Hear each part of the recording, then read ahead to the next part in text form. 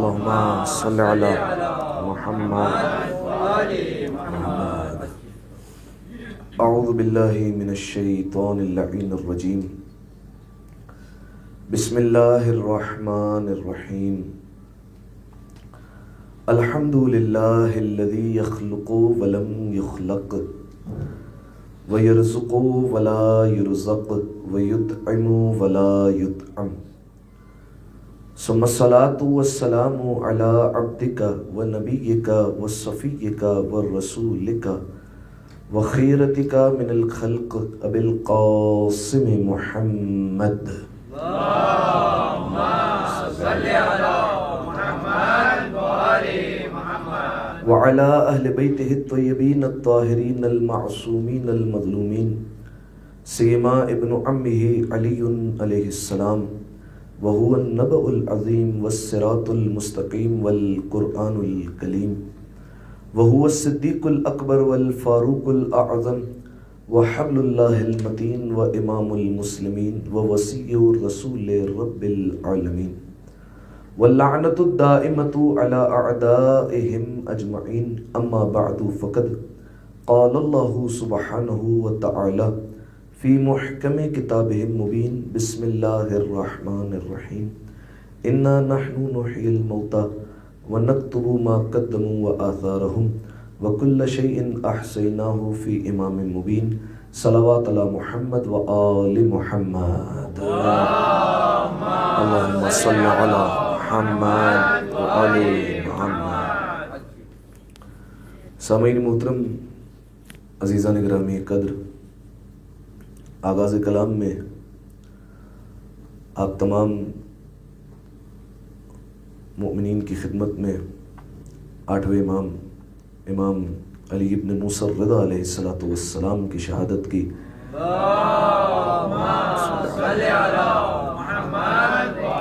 تعزیت اور تسلیت پیش کرتا ہوں، اور ساتھ ہی ساتھ اہل بیت علیہ السلام کی بارگاہ میں شہزادی معصومہ کم اور زمانے کے امام کی خدمت میں تعزیت اور تسلیت پیش کرنے کے لیے ایک دفعہ مل کر بآواز بلند صلوات ہدیہ کرتے ہیں.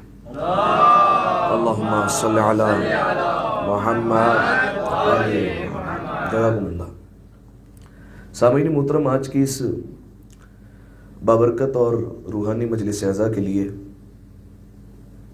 جس آیہ مجیدہ کی آپ کے سامنے تلاوت کی گئی وہ در حقیقت سورہ مبارکہ یاسین کی ایک آیہ مجیدہ ہے. اس آیت میں پروردگار عالم کئی مضامین پر گفتگو کر رہا ہے، اپنی قدرت بھی دکھلا رہا ہے، انسانوں کے ضمیر کو جھنجھوڑ بھی رہا ہے، اور امام مبین کا تذکرہ بھی کر رہا ہے. اور پروردگار عالم کا حسن انداز دیکھیے کہ جس آیت میں امام مبین کی بات کی گئی اس آیت کا نشان اللہ نے 12 رکھا ہے اور امام مبین کی بات کر رہا ہے. آیت کا ترجمہ محفوظ کیجیے. ارشاد رب العزت ہوتا ہے انا نحن نحیی الموتى، بے شک ہم ہی وہ ہیں جو مردوں کو زندگی عطا کیا کرتے ہیں، زندگی دیتے ہیں. ہمارے علاوہ کون ہے بھلا جو مردوں کو زندگی دے سکے؟ جو بھی مردوں کو زندہ کرتا ہے ہمارے اذن سے اور ہماری طاقت سے زندہ کرتا ہے. ہم ہیں جو مردوں کو زندگی دیتے ہیں. وَنَكْتُبُ مَا قَدَّمُوا وَآثَارَهُمْ، اور اے انسانوں ذرا آمادہ ہو جاؤ، ہم ہی وہ ہیں کہ جو تم آگے بھیج رہے ہو ہم وہ بھی لکھ رہے ہیں، اور جو تم پیچھے چھوڑ کر جاؤ گے ہم وہ بھی لکھیں گے. ٹھیک ہے، یعنی کیا مطلب؟ دیکھیے سامعین محترم، ہر بات، ہر فعل جو انسان اپنی زندگی میں کر رہا ہے وہ پروردگار عالم کی بارگاہ میں لکھا جا رہا ہے. آپ جانتے ہیں یہ اللہ نے 2 فرشتے بٹھائے ہی اسی لیے ہیں کہ یہ ہماری ہر بات کو لکھ سکے. حتیٰ کہ علماء بیان کرتے ہیں یہ جو ہم سانسیں لے رہے ہیں یہ سانسیں بھی ایک جیسی نہیں ہیں، ان سانسوں کو بھی لکھا جا رہا ہے. ٹھیک ہے، آپ بتائیے کیسے سانسیں ایک جیسی ہو سکتی ہے؟ بھلا ایک انسان عام زندگی میں جو سانس لے اور علی کے حرم میں ایک سانس لے، کیا یہ سانسیں برابر ہو سکتی ہے؟ نہیں ہو سکتی برابر. ایک انسان عام مہینوں میں سانس لے اور ایک ماہ رمضان میں سانس لے تو کیا یہ دونوں سانسیں برابر ہیں؟ نہیں، سانسیں برابر نہیں ہیں. لہٰذا سامعین محترم، یہ جو انسان سانسیں لے رہا ہے پروردگار عالم یہ بھی تحریر کر رہا ہے، یہ بھی لکھا جا رہا ہے. تو پروردگار عالم نے کہا جو تم آگے بھیجو گے ہم وہ بھی لکھیں گے. یعنی کیا مطلب؟ اگر بالفرض ایک انسان ہے جو روزانہ صدقہ دیتا ہے، ٹھیک ہے، اب میں مثال آپ کو کس کی دے رہا ہوں؟ جو آگے بھیج رہے ہیں ان کی مثالیں دے رہا ہوں. ایک انسان ہے جو بالفرض روزانہ صدقہ دیتا ہے، روزانہ خیرات کرتا ہے پروردگار عالم کی بارگاہ میں، پروردگار عالم کی خوشنودی کی خاطر، یہ لکھا جا رہا ہے. ایک انسان ہے اس کی عادت ہے کہ جب وہ روزانہ صبح اٹھتا ہے تو سب سے پہلا کام یہ کرتا ہے کہ زمانے کے امام کو سلام کرتا ہے. ٹھیک ہے, ہونا بھی یہی چاہیے. سلام کرتا ہے, یہ لکھا جا رہا ہے کہ اس نے زمانے کے امام کو سلام کیا. رات کو سوتا ہے تو سونے سے پہلے وضو کرتا ہے. ٹھیک ہے, یہ لکھا جا رہا ہے. سوتے وقت جناب سیدہ کے دشمنوں پر لعنت کرتا ہے. مومنین کے لیے مغفرت کی دعائیں کرتا ہے, مومنین کی مدد کرتا ہے, ہر عزاداری کے کام میں پیش رہتا ہے. یہ سارے کے سارے اعمال لکھے جا رہے ہیں. اور خدا نخواستہ اگر کوئی ایسا ہے جو فحش کلامی سے کام لیتا ہے, جو جھوٹ بولتا ہے, غیبت کرتا ہے, مومنین کو حقیر سمجھتا ہے, مومنین کی مدد جان بوجھ کر نہیں کرتا, یہ سارے افعال بھی لکھے جا رہے ہیں. تو یہ مثال کن کی ہو گئی؟ جو آگے بھیج رہا ہے انسان, پروردگار عالم یہ سب لکھ رہا ہے. لیکن آگے کہتا ہے وہ آثارہم, جو تم پیچھے چھوڑ کر جاؤ گے نا ہم وہ بھی لکھیں گے. یعنی کیا مطلب؟ ایک انسان قبر میں چلا گیا, موت کے گھاٹ اتر گیا, لیکن پروردگار عالم کہہ رہا ہے اب بھی تمہارا نامہ عمل بند نہیں کیا ہم نے. یہ تم جو آئے ہو, جو پیچھے چھوڑ کر آئے ہو نا, ہم اس کے بارے میں بھی لکھتے رہیں گے. یعنی کیا مطلب؟ بالفرض ایک انسان ہے, اس نے کہیں پر درخت لگا دیا. ٹھیک ہے, اب اس کے مرنے کے بعد بھی جو جو اس درخت کے سائے میں بیٹھے گا, جو جو اس درخت کا پھل کھاتا رہے گا, ثواب لکھتا چلا جائے گا. ٹھیک ہے, اور ثواب جو ہے وہ لکھا جائے گا کیونکہ اس نے درخت لگایا تھا, اس نے بنیاد رکھی تھی. بالفرض کسی انسان نے ایک آرفنیج تعمیر کر دیا, ایک یتیم خانہ بنوا دیا. اب جس جس یتیم کی کفالت اس میں ہوتی رہے گی, اس کا ثواب جو ہے وہ لکھا جاتا رہے گا. ٹھیک ہے, کوئی ہاسپٹل بنوا دیا, یہ ثواب لکھا جاتا رہے گا. ایک جو ہے وہ مثال دیتا ہوں تربیت کی. آپ نے اپنے بچوں کی تربیت ایسی کی کہ بیٹا دیکھو ہم اپنے گھر ہر سال مجلس کرتے ہیں 13 سفر کو, بالفرض شہزادی سکینہ کی مجلس ہوتی ہے ہمارے یہاں پر, یا 27 سفر کو. تم پر لازم ہے اس روش کو تم کنٹینیو کرو گے, تم اس کو جاری رکھو گے. آپ تو چلے گئے دنیا سے, لیکن آپ کے بیٹے نے اس روش کو جاری رکھا. ہر سال جب 13 سفر آتی ہے, 28 سفر آتی ہے, آپ کا بیٹا جو ہے وہ پہلے فرش ازا بچھاتا ہے. کیوں؟ کیونکہ آپ نے انہیں سکھایا تھا. لہذا کیا ہوگا؟ ثواب لکھا جاتا رہے گا. ٹھیک ہے, اسی طریقے سے اس کا الٹا بھی کر لیجیے. کہیں پر اولاد کی تربیت کرنی تھی, آپ نے نہیں کی. بالفرض آپ نے دیکھ لیا بیٹے کو گالی دیتے ہوئے, آپ نے نہیں روکا, آپ نے جو ہے وہ اس کو اس وقت ڈانٹا نہیں, اس وقت ڈانٹ دینا چاہیے تھا. ہوا یہ کہ بیٹے نے نوٹ کیا کہ ابا تو کچھ کہہ نہیں رہے اس بات پر, لہذا جو ہے وہ کوئی اچھی بات ہوگی. بیٹے نے جو ہے وہ یہ کام جاری رکھا اور مرنے کے بعد بھی جاری رہا.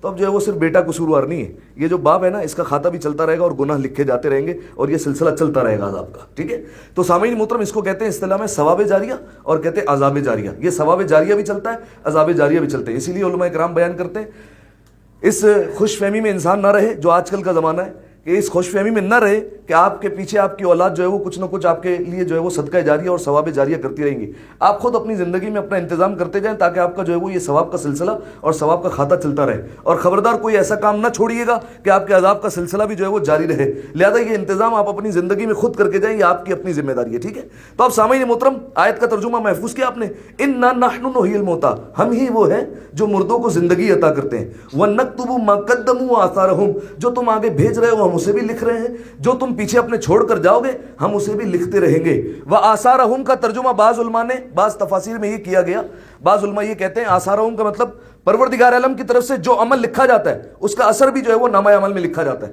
بالفرض آپ نے کسی مومن کی مدد کی تو اب یہ صرف نہیں لکھا جائے گا کہ مومن کی فلاں تاریخ کو مدد کی گئی تھی, نہیں, اس کا اثر بھی لکھو کہ اس کو کیا کیا اس کے بدلے ملنے والا ہے, یہ بھی لکھو. ٹھیک ہے, کیوں قیامت کے دن آپ جانتے ہیں کہ یہ اعمال نامہ انسان کی گردن میں لٹکا دیا جائے گا. ٹھیک ہے, جب حساب و کتاب کے لیے انسان آگے آئے گا پروردگار نے کہے گا آج ہمیں حساب و کتاب کی ضرورت نہیں, اپنا اعمال نامہ خود نکالو, خود پڑھو اور فیصلہ کرو تمہارے حق میں کیا ہونا چاہیے. اگر تم سمجھتے ہو جنت ملنی چاہیے تمہیں لے لینا جنت, لیکن اگر تم خود فیصلہ کرو اپنے بارے میں کہ تمہیں جہنم ملنی چاہیے تو پھر تمہیں اٹھا کر جہنم میں پھینک دیا جائے گا. اس وقت تو انسان کی زبان گنگ ہوگی کس طریقے سے اپنا اعمال نامہ پڑھے گا جو انسان گنہگار ہوگا. تو خیر, ہم مردوں کو زندگی دیتے ہیں, جو تم آگے بھیج رہے ہو وہ بھی لکھتے ہیں, جو پیچھے چھوڑ کر جاؤ گے ہم وہ بھی لکھیں گے.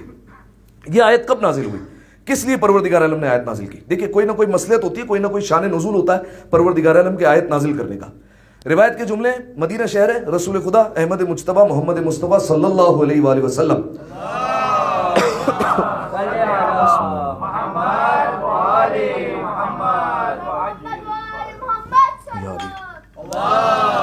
اللہم صلی علی محمد. مدینہ شہر ہے, رسول اللہ بیٹھے ہوئے. ایک قبیلہ ہے مدینہ میں رہنے والا جس کا نام ہے بنو قیلہ. یہ ایک قبیلہ ہے لیکن مدینہ سے کافی فاصلے پر رہتا ہے. آپ جانتے ہیں پرانا مدینہ بہت چھوٹا تھا, مدینہ سے جو ہے وہ کچھ فاصلے پر رہتا ہے. یہ کئی مرتبہ رسول اللہ کے پاس آتا ہے اور شکوہ کرتا ہے. کس بات کا؟ یا رسول اللہ ہم بہت دور رہتے ہیں, یہ جو آپ کے پاس لوگ بیٹھنے والے اٹھنے بیٹھنے والے کتنے خوش نصیب لوگ ہیں کہ یہ جب چاہتے ہیں آپ کے پاس نماز جماعت میں شامل ہو جاتے ہیں, آپ کے پیچھے نماز پڑھ لیتے ہیں, جب چاہتے ہیں آپ کی زیارت کرنے کے لیے آ جاتے ہیں, جب چاہتے ہیں مسجد میں نماز پڑھنے کا ثواب حاصل کر لیتے ہیں. یہ کتنے خوش نصیب لوگ ہیں.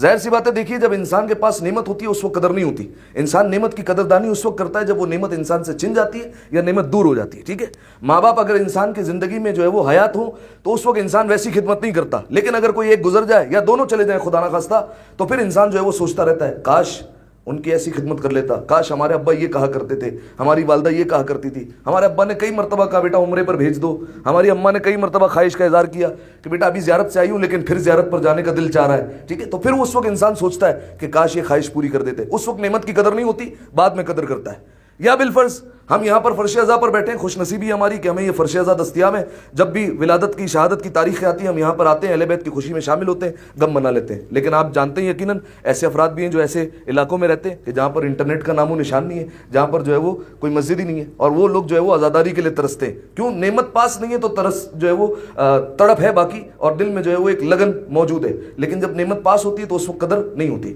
تو یہ جو ہے وہ فلسفہ نعمت ہے کہ جب انسان کے پاس نعمت ہوگی تو انسان ناقدری کرتا ہے, لیکن جب نعمت دور ہوگی تو انسان جو ہے وہ اس کی پھر قدر کرنا شروع کرے گا.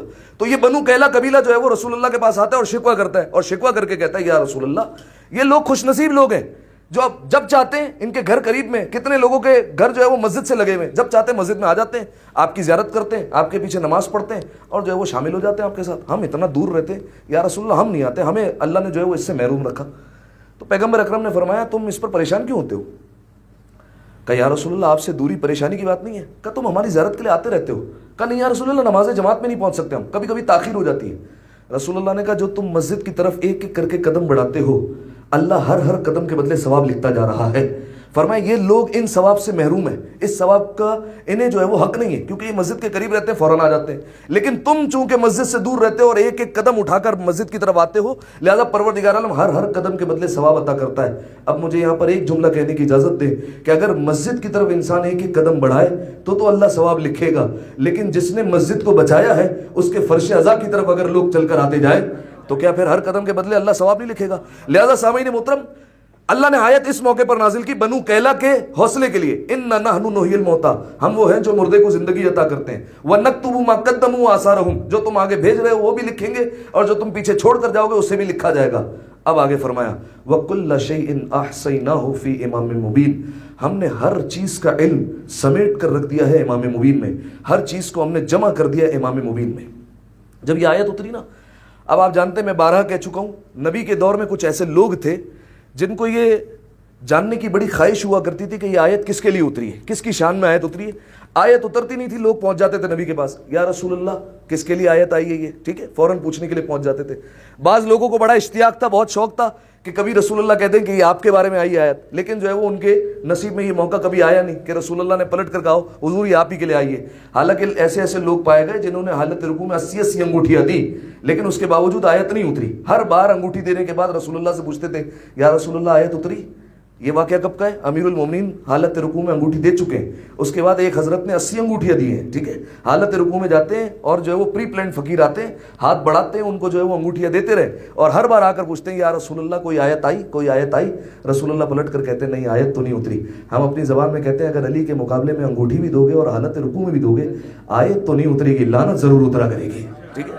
تو اب سامعین محترم تو ایسے لوگ تھے رسول اللہ کے جو ہے وہ بارگاہ میں آتے رہتے تھے. تو اب سامعین محترم جیسے ہی آیت اتری ہر چیز کا علم امام مبین میں, کچھ لوگ پہنچ گئے رسول اللہ کے پاس, یا رسول اللہ من هو الامام المبین, یہ امام مبین کون ہے, کس کی اللہ بات کر رہا ہے, یہاں پر کس کی گفتگو ہو رہی ہے. اب دیکھیے سوال کرنے کا ادب یہ ہے, سوال کرنے کا تقاضا یہ ہے کہ اگر آپ نے سوال کیا ہے 2 لمحے خاموش ہو جائیں تاکہ سامنے رسول اللہ کلام کی ابتدا تو کر سکیں.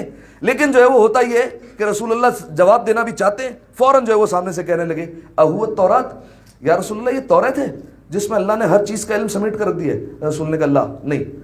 فرمایا اہو الزبور, زبور ہے جس میں اللہ نے ہر بات کا علم رکھا ہے؟ رسول نے کہا نہیں. فرمایا اہو الانجیل, انجیل ہے جس میں اللہ نے ہر بات کا علم رکھا ہوا ہے؟ کہا نہیں انجیل بھی نہیں ہے.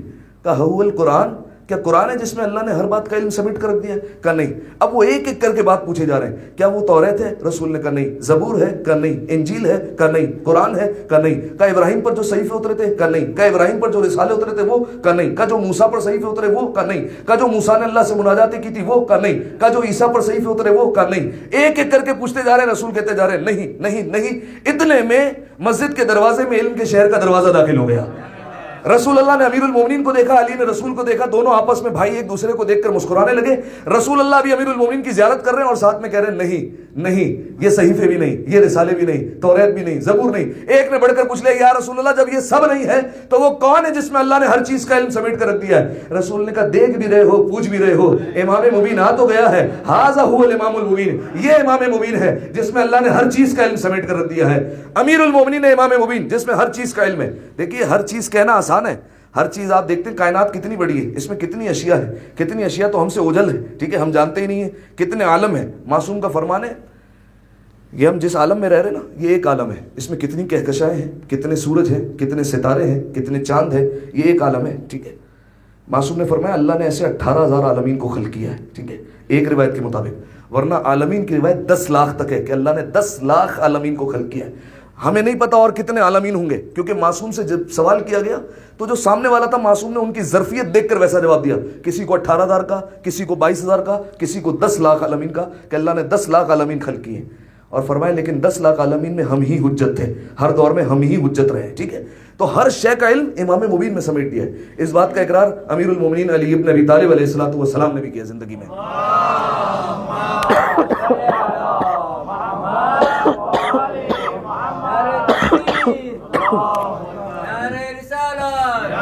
یا رسول اللہ، یا علی، یا علی، یا علی، اللہم صلی علی محمد۔ جزاکم اللہ۔ بس ساتھ جڑے رہیے، 2 منزلیں لے کر میں امام رضا علیہ السلام تک آ رہا ہوں اور پھر جو ہے وہ بات تمام کریں گے۔ ہر چیز کا علم سمیٹا ہے امام مبین میں۔ امام مبین ہے امیر المومنین، رسول اللہ نے تعارف کروایا، امیر المومنین نے خود اپنی زندگی میں بھی تعارف کروایا۔ آپ جانتے ہیں امیر المومنین کے ایک صحابی، رسول اللہ کے بھی صحابی ہیں، جناب عمار یاسر۔ جناب عمار یاسر امیر المومنین کے ساتھ چل رہے ہیں، یہ روایت جناب قنبر سے بھی ہے کہ مولا کے ساتھ ساتھ چل رہے ہیں۔ راستے میں جب جا رہے تھے تو ایک پہاڑ آیا، اور پہاڑ کی طرف مولا نے دیکھا کہ جو ہے وہ پورا پہاڑ چیونٹیوں سے بھرا ہوا ہے، ٹھیک ہے۔ آپ جانتے ہیں چیونٹیاں کتنی سی ہوتی ہے، اس کا حجم ہی کیا ہوتا ہے، پورا پہاڑ بھرا ہوا ہے۔ آپ سوچیں کتنی چیونٹیاں ہوں گی، لاکھوں کروڑوں ہو سکتی ہیں اس پر، ٹھیک ہے، پورا پہاڑ بھرا ہوا ہے۔ جناب عمار نے تسبیح کی اور زیر لب تسبیح کی، اور تسبیح اس طریقے سے کی، سبحان من یعلم عدد ھذا النمل، پاکیزہ ہے وہ ذات جو ان چیونٹیوں کی تعداد کو جانتا ہے۔ آپ سوچیے کہ ان چیونٹیوں کی تعداد کو دیکھ کر عمار کے دل پر ہیبت طاری ہوگی نا، اتنی ساری چیونٹیاں، تو فوراً تسبیح کی، سبحان من یعلم عدد ھذا النمل، پاک ہے وہ ذات جو ان چیونٹیوں کی تعداد کو جانتا ہے۔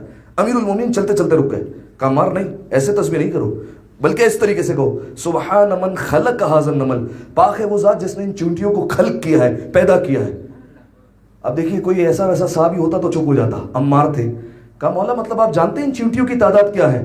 امیر المومنین مسکرا دیے، فرمایا انی اعلم عدد ھذا النمل بل من الذکر والانثی، عمار صرف یہی نہیں جانتا ہوں کہ چیونٹیوں کی تعداد کتنی ہے، یہ بھی جانتا ہوں اس میں سے نر کتنے ہیں، یہ بھی جانتا ہوں مادہ کتنے ہیں، یہ بھی جانتا ہوں ان کا رزق کتنا ہے، یہ بھی جانتا ہوں ان کی عمریں کتنی ہے، کب کون سی چیونٹی کہاں مرنے والی ہے، کس کو کتنا رزق عطا ہوگا، علی ہر ایک بات جانتا ہے، ٹھیک ہے۔ اب ظاہر ہے جس کے صدقے میں رزق عطا ہو رہا ہو وہ نہیں جانے گا تو کون جانے گا۔ تو اب سامعین محترم، امیر المومنین نے جیسے ہی کہا، عمار نے کہا مولا سب جانتے ہیں۔ امیر المومنین نے فوراً کہا اولست قرأت سورۃ الیاسین، عمار سورہ یاسین نہیں پڑھی؟ کہا مولا کئی مرتبہ پڑھی ہے۔ فرمایا اس میں 12ویں آیت نہیں پڑھی، وَكُلَّ شَيْءٍ أَحْصَيْنَاهُ فِي إِمَامٍ مُبِينٍ، ہم نے ہر چیز کا علم امام مبین میں رکھا ہے۔ کہا مولا پڑھی ہے؟ فرمایا انا هو الامام المبین، فرمایا وہ امام مبین میں ہوں جس میں اللہ نے ہر چیز کا علم رکھا ہوا ہے۔ تو بس سامعین محترم، جو امام مبین ہو اسی کو زیب دیتا ہے کہ وہ دعوی سلونی کرے، ٹھیک ہے، اسی کو زیب دیتا ہے کہ وہ سلونی کا دعویٰ کر کے کہے جو مجھ سے پوچھنا چاہتے ہو مجھ سے سوال کرو، مجھ سے پوچھو، میں علی تمہیں جواب دوں گا۔ بلکہ امیر المومنین نے تو شکوہ بھی کیا، جاتے جاتے زندگی سے گئے، مولا کہتے ہوئے جا رہے ہیں کہ میں جتنا بڑا سخی تھا اتنا کسی نے مانگا نہیں، اور جتنا بڑا عالم تھا اتنا مجھ سے کسی نے پوچھا نہیں اور جانا نہیں، ٹھیک ہے۔ عیسائی مورخوں نے اعتراف کیا، فرمایا کہ علی کو جتنا جنگی میدان میں مصروف رکھا گیا، یعنی کیا مطلب، امیر المومنین نے کتنی جنگیں لڑی ہیں؟ 83 جنگیں لڑی ہیں، ٹھیک ہے، جو مشہور جنگیں 83 جنگیں لڑی ہیں۔ فرمایا علی کو اتنا میدان جنگ میں رکھا گیا، اگر اتنا وقت علی کو ممبر پر بٹھا دیا جاتا اور علی سے کہا جاتا کہ آپ بس بیان کریں ہم لکھتے جاتے، کہ علی اتنی علم کی دنیا تخلیق کرتے، اتنی علم کی دنیا ایجاد کرتے کہ کسی کو پھر علم کا سوال نہیں ہوتا، اتنی دنیا علم کی ایجاد ہو جاتی۔ اب دیکھیے ہونا یہ چاہیے کہ امیر المومنین جب ممبر سے بیان کر رہے ہیں نا، ہونا یہ چاہیے لوگوں کو فائدہ اٹھانا چاہیے، ٹھیک ہے، لیکن منافقین تو ہر دور میں رہتے نا، تو فوراً جو ہے وہ سیاستیں ہونا شروع ہو گئی اور جو ہے وہ یہ طے ہونا شروع ہوا کہ کس طریقے سے نعوذ باللہ امیر المومنین کو رسوا کیا جائے اور نعوذ باللہ جو ہے وہ ذلیل کیا جائے۔ لیکن یاد رکھیے گا جس کی عزت خدا کے ہاتھوں میں ہوتی ہے نا، اسے پھر کوئی رسوا نہیں کر سکتا۔ تو اب جو ہے وہ میٹنگیں ہونے لگی کہ کسی طریقے سے جو ہے وہ کوئی ایسا سوال بناؤ۔ ایک دفعہ صلوات علیہ کریں گے مل کر باواز بلند، اللہم صلی علی محمد وآل محمد، اس سے بہتر صلوات عطیہ کریں ایک دفعہ مل کر، اللہم صلی علی محمد وآل محمد۔ تو اب ہونا یہ چاہیے کہ امیر المومنین کے علم سے جو ہے وہ انسان فیض اٹھائے، ٹھیک ہے، لیکن اس زمانے میں ہوا کیا کہ لوگ جو ہے وہ ایسے سوالات تلاش کرنے لگے کہ امیر المومنین وہ جواب نہ دے سکے، ٹھیک ہے۔ مولانا طاہر جرولی صاحب ہندوستان کے ایک بہت بڑے خطیب گزرے، مرحوم ہو چکے، خدا ان کو گری کے رحمت کرے، وہ کہتے ہیں کہ جب یہ سوچ ہو نا کہ علی کو رسوا کر دیا جائے، ایسے سوالات بناؤ، کہ اسی وجہ سے فرقے بنتے ہیں، اسی وجہ سے لوگ مختلف حصوں میں تقسیم ہو گئے، کہ اگر سب کا ارادہ یہ ہوتا کہ علی سے بس فیض حاصل کرتے رہو، کہ آج دنیا کہاں پہنچ جاتی، ٹھیک ہے۔ تو اب جو ہے وہ لوگ ارادہ کرنے لگے ایک سوال بناؤ، تو میٹنگ کے کال ہوئی، بیٹھتے رہے رات کو، بالآخر ایک رات کو ایک سوال تیار ہو ہی گیا ایسا کہ جس کے جو ہے وہ 2 جواب تھے، ٹھیک ہے۔ ایک شخص نے مشورہ دیا کہ ایک ایسا سوال بنا لو جس کے 2 جواب ہونے چاہیے، کہ اگر بالفرض علی پہلا جواب دے تو ہم کہیں نہیں یہ جواب نہیں ہے، دوسرا جواب ہے، علی کہے دوسرا جواب ہے تو ہم کہیں نہیں پہلا جواب ہے، ایسا سوال تیار کرو جس کے 2 جواب ہونے چاہیے، ٹھیک ہے۔ اب امیر المومنین کی بارگاہ میں سوال لے کر پہنچ گئے، توجہ کریے، اور یہیں سے مجھے 8ویں امام تک آ جانا ہے۔ سوال تیار کیا، آیا امیر المومنین کی بارگاہ میں، منظر ذہنوں میں رکھیے، امیر المومنین ہے، مسجد کوفہ ہے، ممبر سلونی ہے، اور امیر المومنین بیٹھے ہیں اور خطاب فرما رہے ہیں، اور درمیان میں یہ لوگ آ کر جو ہے وہ بیٹھ گئے۔ ایک مرتبہ جب امیر المومنین نے سلونی کا دعویٰ کیا، یہ لوگ اٹھے درمیان سے، کہا یا علی ایک سوال لائے آپ کی بارگاہ میں۔ مولانا نے کہا کرو سوال۔ کہا کہ سوال یہ ہے کہ ہم نے ایک بکریوں کا گلہ پالا ہوا ہے، ٹھیک ہے، چراتے ہیں، ہمارا مشغلہ ہے یہ۔ کہا ہم نے اس کی حفاظت کے لیے ایک شکاری کتا رکھا ہوا ہے، ٹھیک ہے۔ اس شکاری کتے کے 2 کام ہیں کہ اگر جو ہے وہ درمیان میں کوئی جانور حملہ کرنے کے لیے آئے تو یہ شکاری کتا حفاظت کرے گا تمام بکریوں کی۔ دوسرا کام اس کا یہ ہے کہ بکریاں اس کتے کو دیکھ کر جو ہے وہ ڈر کر ایک ساتھ چلتی ہے، ورنہ ساری ادھر ادھر بھاگتی ہیں، ٹھیک ہے۔ تو اس کے 2 کام ہیں، تو ہم نے شکاری کتا حفاظت کے لیے رکھا ہوا تھا۔ لیکن یہ علی غضب یہ ہو گیا کہ اب جو ہے وہ کتے اور بکری سے مل کر ایک بچہ پیدا ہو گیا ہے۔ اب جو ہے وہ ہمیں پریشانی یہ ہے کہ اب ہم اسے کتا کہیں یا بکری کہیں، تو آپ یہ مسئلہ سلجھا دیں، ٹھیک ہے۔ اب آپ سوال دیکھ رہے ہیں، امیر المومنین کے علم کا مقام دیکھیے، اور علی سے سوال کیا کیا جا رہا ہے کہ جو بچہ پیدا ہوا ہے آپ فیصلہ کر کے دیں یہ کتا ہے یا بکری ہے۔ لیکن خیر یہ بھی حقیقت ہے، یہ بھی تاریخ ہے کہ جب بھی علی کی بارگاہ میں کوئی مسئلہ سلجھ کر آتا تھا، جو بھی مسئلہ الجھ کر آتا تھا پھر وہ سلجھ کر ہی جاتا تھا۔ لہٰذا سامعین محترم، امیر المومنین نے کہا اس میں کوئی مسئلے والی بات ہی نہیں ہے، اس کی آواز پر غور کر کے دیکھو، اگر وہ بھونکے تو کتا ہے، اور اگر آواز بکری جیسے نکالے تو پھر بکری ہے۔ کہا نہیں مولا ہم نے بڑا مشاہدہ کیا، بڑے دن لگائے ہم نے، لیکن وہ کبھی بھونکتا ہے کبھی بکری جیسی آواز نکالتا ہے، تو اب کتا کہیں یا بکری کہیں۔ مولانا نے کہا پھر اس کے سامنے گھاس اور گوشت رکھ کے دیکھ لو، اگر گوشت کی طرف لپکے تو پھر کتا ہے، اور اگر گھاس کی طرف جائے تو پھر بکری ہے۔ کہا مولا یہ بھی کر کے دیکھ لیا، کبھی گھاس کھاتا ہے کبھی گوشت کھاتا ہے۔ مولانا نے کہا پھر اس کے سامنے پانی کا پیالہ رکھ کے دیکھو، اگر وہ منہ ڈال کر گھونٹ گھونٹ کر کے پیتا ہے تو بکری ہے، اور اگر وہ پانی زبان سے چاٹ چاٹ کر چڑھا لیتا ہے تو پھر کتا ہے۔ کہا مولا یہ بھی کر کے دیکھ لیا، پیالہ رکھا، کبھی چاٹ چاٹ کر چڑھاتا ہے کبھی گھونٹ گھونٹ کر پیتا ہے۔ مولانا نے کہا اچھا یہ دیکھو کہ اگلے دھڑ پر بیٹھتا ہے یا پچھلے دھڑ پر بیٹھتا ہے، اگر اگلے دھڑ پر بیٹھے تو بکری ہے اور پچھلے دھڑ پر بیٹھے تو کتا ہے۔ کہا مولا یہ بھی کر کے دیکھ لیا، کبھی اگلے دھڑ پر بیٹھتا ہے کبھی پچھلے دھڑ پر بیٹھتا ہے۔ کہا اچھا یہ دیکھو اسے گلے میں چھوڑ کر دیکھ لو، اگر ساتھ ساتھ چلے تو بکری ہے، اگر الگ الگ چلے تو کتا ہے۔ کہا مولا یہ بھی کر کے دیکھ لیا، کبھی ساتھ ساتھ چلتا ہے کبھی الگ الگ چلتا ہے۔ یہ سننا تھا بس، مولا مسکرا دیے۔ جب مولا نے 4-5 مرتبہ کہا اب مولا مسکرانے لگے۔ مولا نے کہا میں تمہارا ارادہ سمجھ چکا تھا لیکن تمہیں آزما رہا تھا، میں سمجھ گیا تم یہ چاہتے ہو کہ میں روز قیامت تک تمہیں بتاتا رہوں اور تم یہ کہتے رہو کبھی یہ کبھی وہ کبھی یہ کبھی وہ، تم یہی کرتے رہو گے۔ اب جاؤ علی تمہیں ایسا نسخہ دے رہا ہے کہ تم کبھی بھی علی کو ناکام نہیں کر سکو گے، جاؤ گھر جا کر اس بچے کو ذبح کر دینا، اگر دیکھو اس میں سے آتے نکل آئے تو کتا ہے، اگر اوجڑی نکل آئے تو بکری ہے۔ اب نہیں کہہ سکتے تھے یہ علی 2 مرتبہ ذبح کیا تھا، کبھی آتے نکلی تھی کبھی جو ہے وہ اوجڑی نکلی تھی. تو اب جو ہے وہ فوراً علی کی بارگاہ میں ہاتھوں کو جوڑ کر کہنے لگے یا علی ہم تو صرف آپ کو آزما رہے تھے کہ آپ حقیقت میں وارث قرآن ہیں یا نہیں ہیں, کیونکہ آپ اکثر اپنی زبان سے کہتے ہیں انا وارث القرآن, میں ہوں وارث قرآن, میں ہوں علی جو قرآن کی تعلیم دے سکتا ہے. تو یا علی ہم آپ کا امتحان لینے آئے تھے. تو بس سامعین محترم, یہ امیر المومنین امام مبین جس میں اللہ نے ہر بات کا علم سمیٹ دیا ہے. اب مجھے بتائیے صرف علی ہی امام مبین یا حسن بھی امام مبین ہے؟ حسن بھی امام مبین ہے. صرف حسن امام مبین یا حسین مظلوم بھی امام مبین ہے؟ حسین بھی ہے.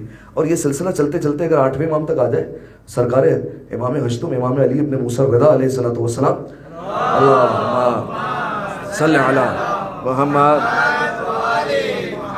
تو وہ بھی امام مبین ہے. یقیناً امیر المومنین کے 11 بیٹے امام مبین ہیں جس میں پروردگار عالم نے ہر بات کا علم سمیٹا ہے. بس ایک مناظرہ آپ کی خدمت میں بیان کرنا اور بات تمام ہو جائے گی. آپ جانتے ہیں امام رضا کا لقب ہے غریب الغربا. ٹھیک ہے, مصائب کی ابتدا میں انشاءاللہ عرض کروں گا کہ یہ لقب کیوں دیا گیا ہے آپ کو. یہ غریب اردو والا نہیں, یہ غریب جو ہے وہ عربی زبان والا ہے. امام کو جب مدینہ سے خراسان بلایا گیا اور خراسان جب امام پہنچے تو جو بلانے کا مقصد تھا وہ یہ تھا کہ مامون کو مسلسل خبریں دی جا رہی تھی کہ امام رضا مدینہ کی مسجد میں بیٹھتے ہیں, بوریوں پر بیٹھتے ہیں اور تعلیم دیا کرتے ہیں, لہٰذا بعید نہیں ہے کہ مدینہ کا تختہ الٹ جائے اور امام رضا کی حکومت قائم ہو جائے, لہٰذا وہ وقت دور نہیں ہے.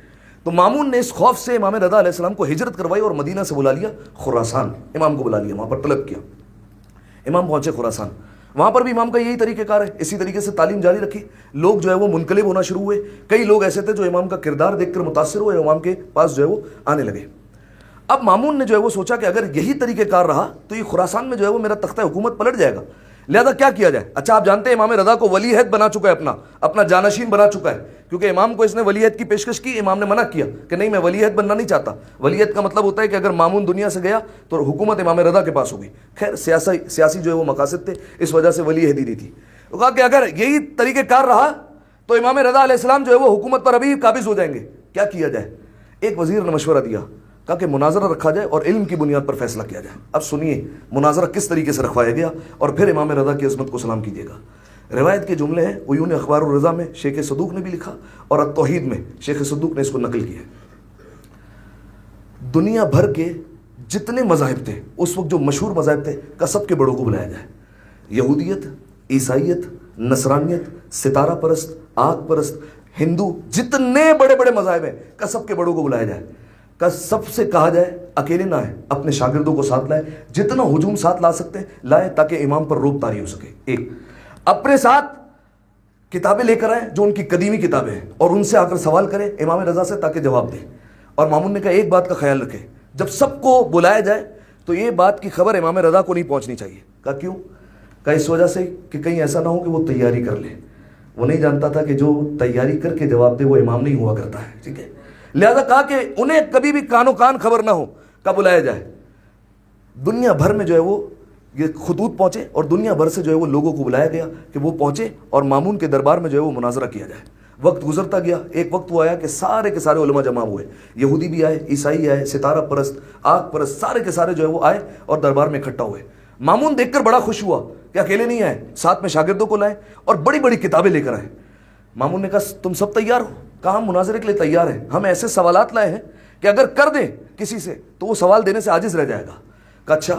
ایک شخص کھڑا ہوا اور اس نے کہا کہ میرا مسئلہ یہ ہے, ہم سب کا مسئلہ یہ ہے کہ ہم مختلف زبانوں کے بولنے والے ہیں, ہمیں عربی نہیں آتی, لہذا درمیان میں جو ہے وہ کوئی جس طریقے سے ابھی ترجمہ کر رہا ہے اس وقت بھی جو ہے وہ مناظرے کے وقت کوئی ترجمہ کرنے والا ہونا چاہیے جو ترجمہ کرے ہماری باتوں کا. اس نے کہا یہ تو اور اچھی بات ہے, یہ رسول اللہ کے جتنے بیٹے ہیں یہ تو دعویٰ کرتے ہیں ہم ہر زبان کے عالم ہیں, لہذا آنے دو. اور اس کے بعد اس نے ایک خادم کو روانہ کیا, کہا کہ جاؤ اور امام رضا کو گھر سے بلا کر آؤ. توجہ چاہ رہا ہوں, اس مناظرے کو سن لیجیے گا بس. کہا جاؤ امام رضا کو ان کے گھر سے بلا کر آؤ. اس کے بعد اس نے تمام درباریوں سے کہا خبردار کوئی ان کے احترام میں کھڑا نہیں ہوگا, کوئی ان کا احترام نہیں کرے گا. دروازوں کو بند کر دیا جائے, پردوں کو لگا دیا جائے, وہ اپنے ہاتھ سے خود دروازہ کھولیں گے, خود پردہ ہٹا کر خود اندر آئیں گے, کوئی نہ دروازہ کھولے گا نہ کوئی پردہ ہٹائے گا. اور خادم کو روانہ کیا, جاؤ امام کو جا کر بلا کر آؤ. یہ خادم جو جا رہا تھا نا, یہ دل سے شیعہ ہو چکا تھا. ٹھیک ہے, جب امام کی طرف جا رہا ہے تو دل میں یہ سوچتے جا رہا ہے خدا خیر کرے آج امام کا کیا بنے گا, کیونکہ وہ منصوبہ بنا چکا ہے کہ اگر ایک نے بھی شکست دے دی تو امام کو زندان میں ڈال دے گا. ٹھیک ہے, وہ خادم آیا امام کے دروازے پر, امام کے دروازے پر پہنچ کر کہتا ہے کہ مولا مامون نے آپ کو بلا لیا ہے. امام نے کہا بلایا مجھے ہے, گھبرا تو کیوں رہا ہے؟ کہا مولا وہ مختلف مذاہب کے لوگوں کو بلایا ہے, اپنی اپنی زبان میں سوال کریں گے. امام نے کہا تجھے کیا اپنے امام کے علم پر شک ہے کہ تیرے امام جواب نہیں دے سکے گا؟ کہا مولا نہیں، جواب تو آپ دے دیں گے، لیکن مناظر جو مناظرہ کرنے آتے ہیں نا، ان کی عادت یہ ہوتی ہے سوال گھما پھرا کر کرتے ہیں، لہٰذا مولا اس لیے ڈر لگ رہا ہے۔ مولا نے کہا منہ جو ہے وہ مامون کا دیکھنے والا ہوگا، تم دیکھنا دربار میں۔ اس کے بعد امام چلے، ٹھیک ہے۔ اب اگر آپ آمادہ ہے تو اپنے انداز میں کہتا ہوں امام کس طریقے سے چلے۔ جب امام چلے ہیں تو اس انداز میں چلے کہ مولا نے ولایت کی قبالی، امامت کی ابالی، عصمت کا امامہ سر پر رکھا، تولا کی تسبیح لی، تبرہ کا ڈنڈا لیا، اور مولا جو ہے وہ چل پڑے دربار کی طرف۔ جب چلے ہیں تو زمین و آسمان سے تکبیرات کی صدائیں آنے لگی۔ امام جیسے ہی دربار کے قریب پہنچے، امام نے دیکھا دروازہ بند ہے۔ اب یہ ولایت تکوینی کے مالک ہے نا، جیسے ہی رکے ہیں، ابھی قدم ٹھہرے ہیں، ہوا نے چلنا شروع کیا، دروازہ کھلا، پردہ اٹھا اور پردے نے سر پر سایہ کرنا شروع کیا۔ ابھی وہ جو دربار میں تخت پر بیٹھا ہوا کہہ رہا تھا کوئی احترام میں نہیں اٹھے گا، ایسا لگا کسی نے گریبان میں ہاتھ ڈال کر اسے کھڑا کیا اور کہنے لگا فرزند رسول آئیے، آپ ہی کی جگہ ہے، ہمارے تو بڑے بھی کہہ کر گئے تھے اگر آپ نہ ہوتے تو ہم ہلاک ہو جاتے، آئیے آپ ہی کی جگہ ہے۔ امام نے فوراً کہا کہ نہیں، خبردار میں تخت پر نہیں بیٹھوں گا، ہمارے لیے ممبر لگوایا جائے۔ کہ مولا تخت پر کیوں نہیں بیٹھیں گے؟ فرمایا کہ تمہارے تخت سے مجھے ظلم کی بو آتی ہے، ممبر لگاؤ ہمارے لیے۔ امام ممبر پر آ کر بیٹھے۔ امام نے سب کو دیکھا، روایت کے جملے ہیں، ہر ایک کے دل میں روب طاری ہو گیا امام کا۔ جب امام نے دیکھنا شروع کیا نا، دیکھو روب دل میں داخل ہو گیا۔ اس کے بعد امام نے کہا کہ تم سوال کرو گے یا پہلا میں سوال کروں؟ تو ایک عیسائی کھڑا ہوا اور عیسائی کہنے لگا کہ دیکھیے اگر ہم ایک ایک کر کے سوال کرنے جائیں گے تو بہت دیر ہو جائے گی، آپ ہم سے سوال کر لیں۔ امام نے کہا پھر پہلا سوال میں تم سے ہی کرتا ہوں، عیسائیوں سے۔ امام نے کہا جناب عیسیٰ کے بارے میں کیا عقیدہ رکھتے ہو؟ عیسیٰ کے متعلق کیا ماننا ہے؟ فرمایا ہم عیسیٰ کو ابن اللہ مانتے ہیں، اللہ کا بیٹا مانتے ہیں، اور ہم مانتے ہیں کہ عیسیٰ اللہ کی خدائی میں خدا کے ساتھ شریک ہے، خدا کے کام کرتا ہے عیسیٰ، ٹھیک ہے، ہمارا یہ ماننا ہے۔ کہنے لگا آپ کا کیا عقیدہ ہے؟ امام نے کہا ہمارا عیسیٰ کے بارے میں یہ عقیدہ ہے کہ عیسیٰ نبی خدا تھے، عبد خدا تھے، بندے تھے خدا کے، صاحب شریعت نبی تھے، صاحب کتاب نبی تھے، اولو العزم پیغمبر تھے۔ جناب مریم علیہ السلام کے بطن سے پروردگار عالم نے معجزے سے ان کی ولادت کی تھی، بہت مقدس نبی تھے، پروردگار عالم نے انجیل جیسی مقدس کتاب ان پر نازل کی تھی۔ فرمایا لیکن ایک مسئلہ تھا، نماز اور روزے کے جو ہے وہ جناب عیسیٰ علیہ السلام کچے تھے۔ جیسے یہ کہا تو وہ فوراً عیسائی جو ہے وہ بھڑک اٹھا اور سارے پادری جو ہے وہ اٹھ کر شور مچانے لگے۔ کہا آپ کو کون کہتا ہے کہ آپ عالم ہیں؟ آپ نے آج تک یہ نہیں سنا کہ عیسیٰ علیہ السلام کے لیے رات میں کسی نے بستر نہیں بچھایا، کیونکہ وہ رات بھر جو ہے وہ تہجد پڑھا کرتے تھے، اور دن میں کبھی ان کے لیے کسی نے دسترخوان نہیں بچھایا کیونکہ وہ دن بھر روزے سے ہوا کرتے تھے۔ آپ کہہ رہے ہیں نماز اور روزے کے کچے تھے اور وہ عبادت سے محروم تھے۔ امام نے کہا مطلب تم بھی مانتے ہو کہ وہ عبادت کرتے تھے؟ کہا یہ تو مانتے ہیں۔ امام نے کہا پھر وہ خدا کیسے تھے، خدائی میں شریک کیسے تھے؟ جب عبادت کرتے تھے تو پھر وہ عبادت کس خدا کی کر رہے تھے؟ فوراً جو ہے وہ بیٹھ گئے مسند پر۔ امام نے کہا اگر تمہارا سوال ہے تم بھی کر لو۔ کہتا ہے آپ نے سوال کے لائق کہاں چھوڑا ہے، آپ نے تو مذہب کی بنیادیں ہلا دی ہماری۔ امام یہودیوں کی طرف متوجہ ہوئے۔ امام نے کہا اے یہودیوں، تم یہ بتاؤ کہ نبیوں کا سلسلہ کہاں تک مانتے ہو؟ کہا ہم ہر نبی کو مانتے ہیں کہ لیکن موسیٰ کے بعد کسی نبی کو نہیں مانتے ہم، ٹھیک ہے۔ کہا کیوں نہیں مانتے؟ کہا اس وجہ سے کیونکہ موسیٰ علیہ السلام کے بعد جو نبی آپ لوگ دعویٰ کرتے ہیں انہوں نے ویسے معجزات نہیں دکھائے جیسے موسیٰ نے دکھائے۔ امام نے کہا نہیں ایسا نہیں ہے، موسیٰ کے بعد جو نبی آئے انہوں نے اس سے بڑے معجزے دکھائے۔ عیسیٰ مردوں کو زندہ کر دیا کرتے تھے، ہمارے رسول نے چاند کے 2 ٹکڑے کیے ہیں، درخت کو اشارے سے بلا لیا کرتے تھے، یہ کئی معجزے، سورج کو پلٹا ہے۔ کہا نہیں یہ معجزے لیکن آپ لوگ بیان کرتے ہیں، یہ معتبر کتاب میں نہیں ہے، ہم نے نہیں دیکھے۔ امام نے کہا کیا موسیٰ کے معجزے آنکھوں سے دیکھ کر آیا؟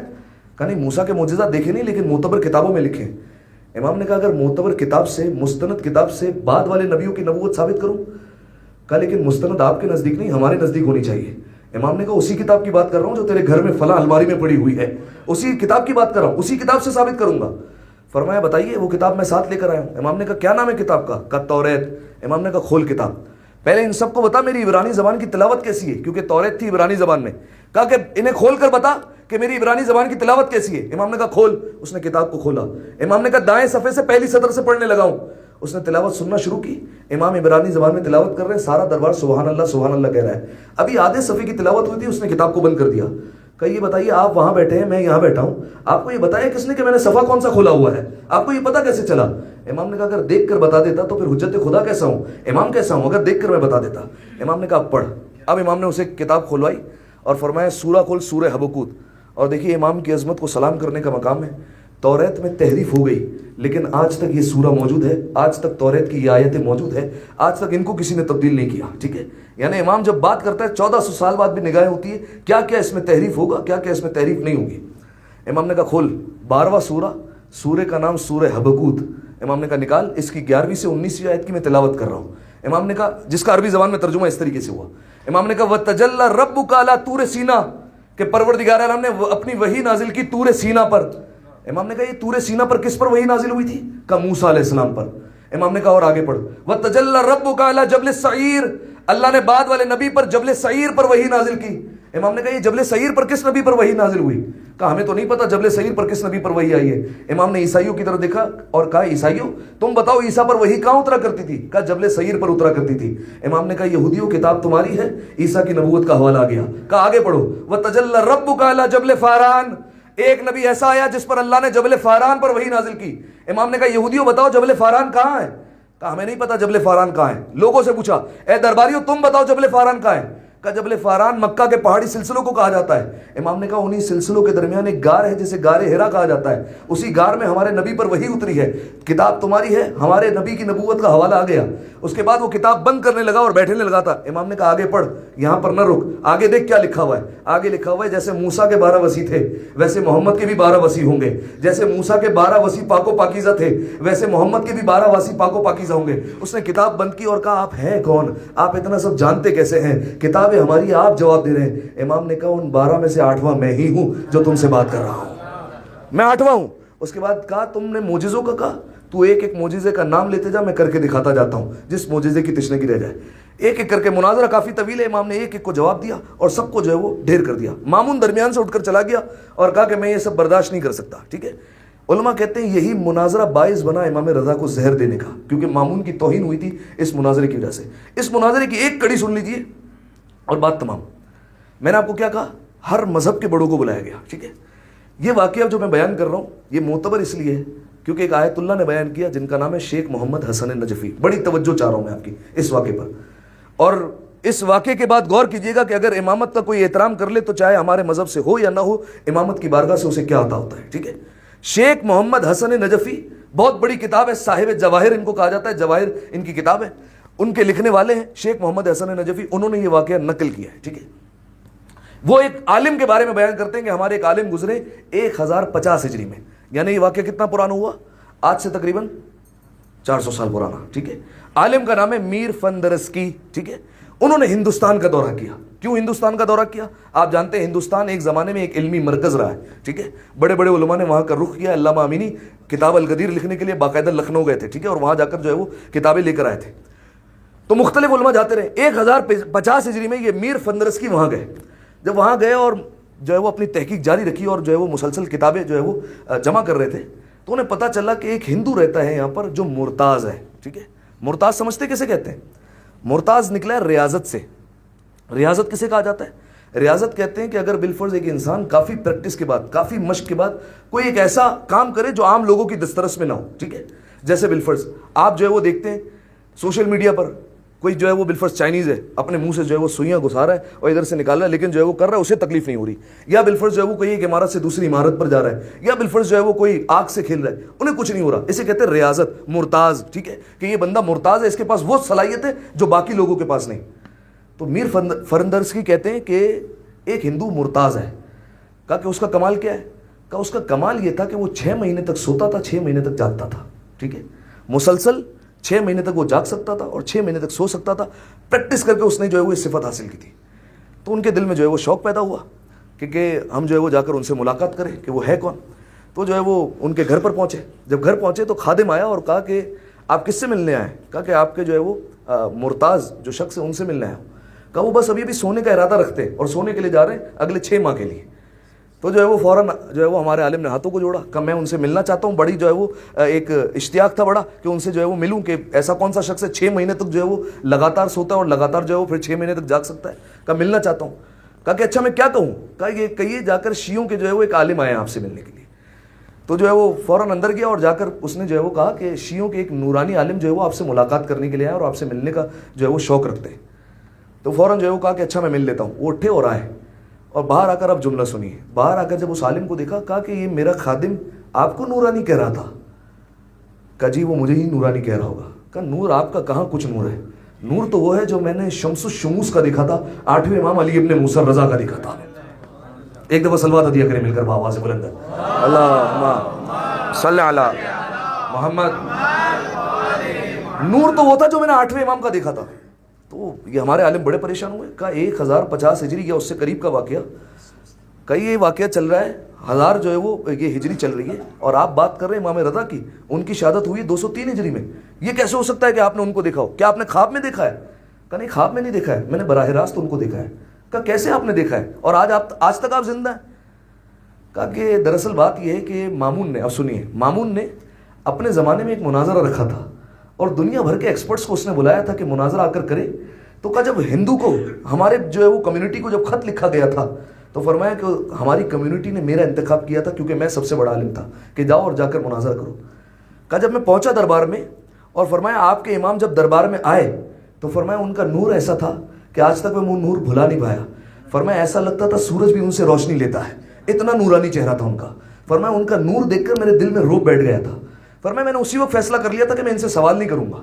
فرمایا جب وہ مسند پر آ کر بیٹھے اور عیسائیوں کو ان کے گھر میں رکھی ہوئی کتابوں سے جواب دے رہے تھے، فرمایا میرے دل میں روب پیدا ہو گیا. فرمایا یہ کون ہے جو گھر میں رکھی ہوئی کتابوں کے صفحے بتا بتا کر ہمیں جواب دے رہا ہے؟ فرمایا یہ ہے کون؟ فرمایا میں نے سوچ لیا میں سوال نہیں کروں گا. فرمایا امام عیسائیوں کو جواب دیا، یہودیوں کو جواب دیا، ستارہ پرستوں کو جواب دیا، آتش پرستوں کو جواب دیا، ایک ایک کر کے ہر مذہب کو جواب دیا اور مجھ تک آ گئے. اور فرمایا تمہارا کوئی سوال ہے؟ فرمایا میں نے اس وقت نگاہوں کو جھکایا اور میں نے روتے روتے کہا کہ نہیں حضور، میں تو آپ کی زیارت کرنے ہندوستان سے آیا ہوں، میرا کوئی سوال نہیں تھا، میں تو آپ کا چہرہ دیکھنے آیا تھا فقط اور فقط، کوئی سوال نہیں تھا. امام اس وقت اٹھے، فرمایا تمہارے امام میرے قریب آئے، میرے سینے پر ہاتھ رکھا اور فرمایا جاؤ، اب تم نے احترام امامت میں ہمارے احترام کی خاطر تم نے اپنا سوال اپنے پاس رکھا تو یاد رکھو ہم تمہیں ضمانت دیتے ہیں اور بشارت دیتے ہیں جب تک تو نہیں چاہے گا تجھے موت نہیں آ سکتی ہے. ٹھیک ہے، جب تک تو نہ چاہے تیرے قریب موت نہیں آئے گی. فرمایا 1050 ہجری ہونے کو ہے، آج تک میں نے اپنی موت کو اختیار نہیں کیا ہے، جب تک میں چاہوں گا جب تک زندہ رہوں گا. آپ سمجھے، یہ امام وہ ہے اگر چاہے تو رہتی قیامت تک کسی کو زندگی عطا کر سکتے ہیں. ٹھیک ہے، بس شرط یہ ہے، یہ شرط نہیں ہے کہ جو ہے وہ مذہب کون سا ہے، کس جو ہے وہ مسلک سے تعلق رکھتا ہے. ہاں ایک شرط ہے، احترام امامت ہونا چاہیے، لیکن اگر دل میں وسوسے ڈال کر انسان سوال کرتا رہے اور ہاتھوں کو اٹھاتا رہے پھر بھول جائیے. پھر اگر اپنا بھی ہے تو عطا نہیں ہوگا، لیکن اگر غیر بھی اگر امام سے سوال کر رہا ہے تو پھر وہ عطا ہو سکتا ہے. ایک دو عظمت امام پر باواز بلند صلوات دیا کریں.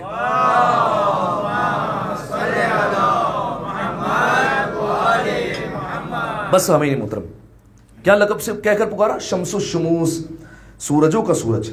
امام کا ایک لقب غریب الغربا. یہ کیوں لقب ہے غریب الغربا؟ غریب اردو زبان والا نہیں، اردو زبان میں غریب اسے کہتے ہیں جو نادار ہو، جس کے پاس کچھ نہ ہو. عربی زبان میں غریب اسے کہتے ہیں جو وطن سے دور مارا گیا ہو. آپ کہیں گے یہ تو امام حسین علیہ السلام بھی ہے، تو پھر امام رضا کو غریب الغربا کیوں کہتے ہیں؟ آپ ہر امام کو دیکھیے، ہر امام کے پاس کوئی نہ کوئی دفن ہے اور کوئی نہ کوئی جو ہے وہ ساتھ موجود ہے. امیر المومنین ساتھ میں جناب آدم اور جناب نوح دفن ہے. ٹھیک ہے، امام حسین علیہ السلام ساتھ میں جناب علی اکبر دفن ہے، جناب عباس دفن ہے. ٹھیک ہے، امام موسیٰ کاظم ساتھ میں امام محمد تقی دفن ہے، امام علی النقی ساتھ میں امام حسن عسکری علیہ السلام دفن ہے. واحد ہے مشہد وہ جگہ جہاں پر امام رضا علیہ السلام اکیلے دفن ہے، اسی لیے امام کا لقب ہے غریب الغربا. یعنی جو غریب ہے نا ان میں بھی جو سب سے زیادہ غریب ہے وہ ہے امام رضا. روایت کے جملے کہ جب 8ویں امام کو مدینہ سے خراسان طلب کیا گیا، روایت کے جملے امام رضا علیہ السلام کا طریقہ کار یہ تھا کہ بار بار روضہ رسول پر جاتے تھے اور اپنے آپ کو گراتے تھے اور روتے تھے. ٹھیک ہے، یہ میں آپ کو ایک مثال دے کر سمجھاتا ہوں تاکہ آپ بات سمجھیں اور محسوس کر سکیں. یہ جو ہم سنتے ہیں نا کہ امام جو ہے وہ مدینہ سے ودا ہو گئے یا رخصت ہو گئے، یہ جو ہے وہ معمولی بات نہیں ہوتی، یہ ان کے مصائب کا عظیم فکرہ ہوتا ہے. ٹھیک ہے، آپ میں سے بہت سے لوگ کربلا زیارت کر کے آ رہے ہیں اور بہت سے لوگ انشاءاللہ آئندہ جاتے رہیں گے. پروردگار عالم سب کو نصیب فرمائے. جب آپ کربلا جائیں اور کربلا جا چکے ہیں جو لوگ، وہ محسوس کریں گے اور وہ بات زیادہ سمجھ سکیں گے میری. جب امام حسین علیہ السلام کے حرم میں جاتے ہیں تو آپ کو پہلے سے ہی پتہ ہوتا ہے ہم یہاں پر کربلا میں کتنے دن رکنے والے ہیں. ایسا ہی ہے، ٹھیک ہے، پتہ ہوتا ہے ہم اتنے دن رکیں گے. ہوتا کیا ہے، آہستہ آہستہ جیسے جیسے دن گزرتے جاتے ہیں، فطرت یہ ہوتی ہے کیونکہ امام کے ساتھ دل جڑا ہوا ہے تو امام کی ذریعے پر زیادہ سے زیادہ وقت گزارنے کا انسان کا دل چاہتا ہے. ٹھیک ہے، ایسا ہی ہے. پہلے دن جائے گا تو ہو سکتا ہے آدھا پونا گھنٹہ ایک نماز پڑھ لے، 2 نماز پڑھ لے. آہستہ آہستہ جیسے جیسے دن گزرتے جائیں گے نا وقت بڑھتا جائے گا اور انسان کی کوشش ہوگی کہ زیادہ سے زیادہ امام حسین کی ذریعے پر گزارے وقت کو. ٹھیک ہے، ایسا ہی ہے. بالآخر کیا ہوتا ہے؟ آخر میں یہ ہوتا ہے کہ آخری دن آ جاتا ہے. اب کیا انسان کی کیفیت ہوتی ہے؟ اب کیفیت یہ ہوتی ہے کہ اب جدا ہونے کا دل نہیں چاہ رہا ہوتا. ٹھیک ہے، اب جس طریقے سے مچھلی کو پانی سے نکال لیا جائے جیسے وہ مچھلی تڑپا کرتی ہے ویسے یہ ظاہر تڑپتا ہے اور رو رو کر جو ہے وہ کہتا ہے کہ مولا ابھی تو آئے تھے آپ کی ذریعے پر، ابھی تو آپ کے پاس پہنچے تھے، ابھی تو آپ کو پہلا سلام کیا تھا اور آج آخری سلام کرنے کی باری آ گئی، ابھی تو ہم آپ کی بارگاہ میں پہنچے تھے. بس عزادارو یہ ظاہر تڑپتا ہے، بالآخر ایک وقت آتا ہے کہ اب الٹے قدموں نکلنا شروع کرتا ہے. جب تک ہو سکتا ہے زری کو دیکھتا رہتا ہے، زری کو دیکھتا رہتا ہے، روتا رہتا ہے، روتا جاتا ہے، روتا جاتا ہے، زری کو دیکھتا رہتا ہے. بالآخر ایک وقت ایسا آتا ہے کہ اب زری بھی نظر نہیں آتی. پھر کیا کرتا ہے؟ پھر گنبد کو دیکھ کر روتا ہے. پھر وہ وقت آتا ہے گنبد بھی نظر سے جب اوجھل ہونے والا ہوتا ہے، اب گنبد کی طرف ہاتھ اٹھا کر کہتا ہے مولا یہ آخری زیارت میری قرار نہ دینا، مجھے بار بار اپنے روضے پر بلاتے رہنا. اب ذرا سوچئے اور محسوس کیجئے، ایک زائر جو امام حسین کی زیارت پر پہنچا اس کے لیے زری کو چھوڑنا اتنا مشکل ہو، تو وہ جو رسول اللہ کا اپنا خون ہو اس کے لیے مدینہ چھوڑنا کتنا مشکل ہوگا. اس سے بڑھ کر جملہ کہتا ہوں، اس امام کے لیے فاطمہ زہرا کی قبر کو چھوڑنا کتنا مشکل ہوگا. اس امام ذرا سوچئے، تصور کیجئے، انسان اسی مصائب کو سوچے تو رونے کے لیے کافی ہے کہ امام رضا کو زبردستی مدینے سے نکالا جا رہا ہے، مدینہ چھڑوایا جا رہا ہے. روایت کے جملے، راوی کہتا ہے امام رضا کو میں نے دیکھا بار بار روضہ رسول پر آتے، قبر رسول پر آتے، امام اپنے آپ کو گرا دیتے اور ایک ہی جملہ کہتے ہیں، نانا اب آپ کا یہ بیٹا جا رہا ہے جیسے حسین نے مدینہ چھوڑ کر واپس رخ نہیں کیا، آپ کا یہ بیٹا بھی دوبارہ مدینہ پلٹ کر نہیں آنے والا ہے. پھر باہر نکلتے، راوی کہتا ہے پھر مولا آ جاتے، پھر قبر رسول پر اپنے آپ کو گراتے اور کہتے ہیں نانا جا تو رہا ہوں لیکن آپ کو چھوڑنے کا دل نہیں کر رہا، نانا اب آپ کا بیٹا آپ سے جدا ہو رہا ہے.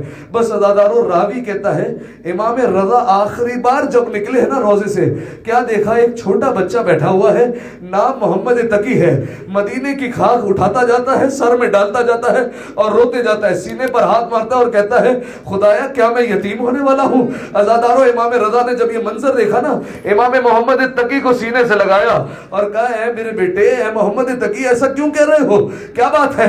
کہا بابا آپ مجھے یتیم کرنے والے ہیں، بابا ابھی آپ ہمارا ساتھ چھوڑ دیں گے، بابا میں گریہ نہ کروں تو کیسے کروں. عزادارو، آپ نے محسوس نہیں کیا، یہ بنی ہاشم کا خاندان ہے، یہاں بچوں کو یتیمی کا پہلے ہی پتہ چل جاتا ہے. یہ محمد تقی ہیں جن کو پتہ چل گیا کہ بابا سے جدا ہونے والا ہوں، اور کربلا میں وہ 4 برس کی سکینہ زلجنا کے پچھلے قدموں سے لپٹ لپٹ کر کہتی رہی اے میرے بابا کے زلجنا، میرے بابا کو مقتل میں نہ لے جا، ارے سکینہ یتیم ہو جائے گی. اجرکم اللہ، اجرکم اللہ. زہرا، اپنی صداؤں کو بلند کیجئے گا، رونے میں تکلف نہ کیجئے گا، تابوت آنا ہے، آپ نے آنسوؤں کے ساتھ استقبال کرنا ہے. بس عزادارو، جانتے امام رضا نے امام محمد تقی کو دلاسا دیا، آئے اپنے گھر پر. جانتے عزادارو، واحد امام ضمانت سے کہہ رہا ہوں، واحد امام جنہوں نے گھر میں آ کر کہا، اپنی بہنوں سے، تمام بھائیوں سے، تمام گھر والوں سے کہا میری زندگی میں ابھی میرے سامنے مجھ پر گریہ کرو. کوئی امام ایسا مظلوم نہیں گزرا جنہوں نے اپنی زندگی میں حکم دیا. امام رضا کی زیارت کا جملہ ہے السلام علی من امر اہلہ بالنہایت علیہ، سلام اس امام پر جس نے اپنی زندگی میں گھر والوں کو حکم دیا کہ مجھ پر گریہ کرو. بہنوں نے ہاتھوں کو جوڑ لیا، بھیا ایسا کیوں کہہ رہے بھیا، کیا آپ پلٹ کر نہیں آئیں گے؟ امام رضا نے کہا نہیں بہن اب نہیں آؤں گا، ارے جس وقت میں جاؤں گا نہ میرا بیٹا پاس ہوگا، نہ بہنیں پاس ہوں گی، نہ کوئی ساتھی ہوگا، لہٰذا بھی ہی چاہتا ہوں مجھ پر گریہ کرو. عزادارو، امام رضا کی خواہش ہے ان پر آنسو بہائے جائے. عزادارو، بہنوں کا مقدر بھی بڑا عجیب ہوتا ہے. یہ معصومہ کم ہے جو اپنے بھائی رضا کے لیے تڑپ رہی ہے، اور ایک بہن اور بھی تو تھی مدینہ میں جس کا نام فاطمہ صغرا تھا. عزادارو، مدینہ کے باہر یہ بہن بیٹھ جاتی تھی اور ایک ایک قافلے سے پوچھتی تھی ارے کیا کسی کو اکبر کا پتہ ہے؟ کیا کوئی اکبر کا پتہ لائے ہو؟ ارے تم عراق سے آ رہے ہو، کیا اکبر کے بارے میں جانتے ہو؟ بس عزادارو، یہ بہنوں کا مقدر بڑا عجیب ہے. بس عزادارو، امام رضا روانہ ہوئے ہیں. 2 روایتیں پڑھنی ہیں عزادارو، گریہ کیجئے گا، مصائب کو محسوس کرے. بس عزادارو، امام رضا پہنچے ہیں خراسان. دربار میں جانے کا وقت ہوا، ابا سلط ساتھ ہے، مولا کا صحابی ہے. ابا سلط ساتھ چل رہے ہیں، ساتھ میں کہتے جا رہے مولا آج دل بڑا گھبرا رہا ہے۔ امام رضا نے کہا ہاں ابا سلط، ابا سلط دیکھو ابھی میں دربار میں جا رہا ہوں، جب دربار سے باہر آؤں اگر تم دیکھو میری ابا میرے سر پر ہے سمجھ جانا مجھے زہر دے دیا گیا ہے۔ بس عزادارو یہ کہہ کر امام رضا دربار میں گئے۔ مامون نے امام کے سامنے انگوروں کو پیش کیا۔ امام نے کہا مجھے دل نہیں ہے کھانے کا، کہا نہیں کھائیے یہ بڑے لذیذ ہیں۔ امام نے 2 دانے کھائے۔ امام اٹھ کر جانے لگے۔ کہا کہاں جا رہے ہیں؟ امام نے کہا جہاں تو بھیجنا چاہتا ہے وہی جا رہا ہوں۔ بس عزادارو امام رضا دربار سے نکلے، ابا سلط نے چیخ ماری، امام کے سر پر ابا تھی۔ عزادارو زہر اتنا شدید تھا، روایت کے جملے ہیں میرے مولا کبھی گرتے تھے کبھی اٹھتے تھے کبھی دیوار پکڑتے تھے پھر گرتے تھے۔ راوی کہتا ہے 50 مرتبہ میرا مولا گرا، 50 مرتبہ اٹھا۔ ہر بار جب گرتے تھے ایک ہی نعرہ کہتے تھے، ایک ہی نام لیتے تھے، یا زہرا یا زہرا۔ عزادارو مجھے نہیں پتا مولا اپنی دادی کو کیوں یاد کر رہے ہیں، لیکن شاید مولا کو اپنی دادی کا محلہ بنی ہاشم میں گرنا یاد آ گیا ہو۔ سنیں گے عزادارو زہرا کیسے گری تھی محلہ بنی ہاشم میں؟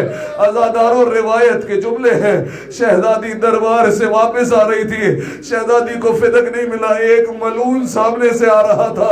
اس نے شہزادی سے پوچھا یہ ہاتھ میں کیا ہے؟ کہا میرے بابا کی تحریر ہے، میرے بابا نے لکھ کر دیا تھا، فدق میرا ہے۔ بس عزادارو اس نے تحریر مانگی، شہزادی نے تحریر کو پشت پر کیا۔